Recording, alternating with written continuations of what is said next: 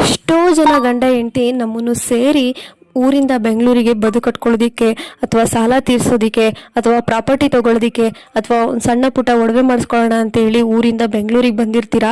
ಆದರೆ ಇಲ್ಲಿ ನೋಡಿದ್ರೆ ಬಾಡಿಗೆ ಕಟ್ಟಬೇಕು, ಮಕ್ಕಳು ಸ್ಕೂಲ್ ಫೀಸ್ ಕಟ್ಟಬೇಕು, ರೇಷನಿಂದ ತರಕಾರಿಯಿಂದ ಕರ್ಬೇವರೆಗೂ, ಕೊನೆ ಪಕ್ಷ ಕುಡಿಯೋ ನೀರುವರೆಗೂ ದುಡ್ಡು ಕೊಟ್ಟೆ ತರಬೇಕು.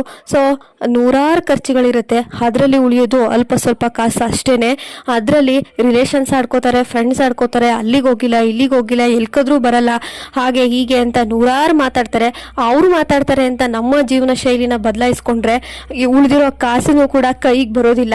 ಯಾಕೆಂದ್ರೆ ನಾವು ಬಂದಿರೋದೇ ಗುರಿ ಅಲ್ಪ ಸ್ವಲ್ಪ ಕಾಸು ಉಳಿಸ್ಕೊಂಡು ಜೀವನ ಕಟ್ಕೊಂಡು ವಾಪಸ್ ಊರಿಗೆ ಹೋಗ್ಬೇಕು ಅಂತ. ಬರಿಗೈಲಿ ವಾಪಸ್ ಹೋದ್ರೆ ಏನಿರುತ್ತೆ ಹೇಳಿ? ಮತ್ತೆ ಅದೇ ಬಾಳು, ಅದೇ ಜೀವನ.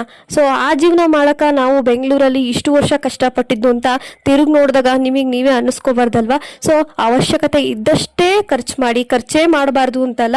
ಅವಶ್ಯಕತೆ ಎಷ್ಟಿದೆಯೋ, ನಿಮ್ಮ ತೃಪ್ತಿ ಎಷ್ಟಿದೆಯೋ ಅಷ್ಟು ಮಾತ್ರ ಖರ್ಚು ಮಾಡಿ. ಯಾರೋ ಆಡ್ಕೋತಾರೆ, ಯಾರೋ ಮಾಡ್ತಾರೆ, ಯಾರೋ ನೋಡ್ತಾರೆ, ಯಾರೋ ಹೇಳ್ತಾರೆ ಅಂತ ಖರ್ಚು ಮಾಡ್ತಾ ಹೋದ್ರೆ ಸಾಲಗಾರರು ನಾವೇ ಆಗ್ತೀವಿ ಅಲ್ವಾ?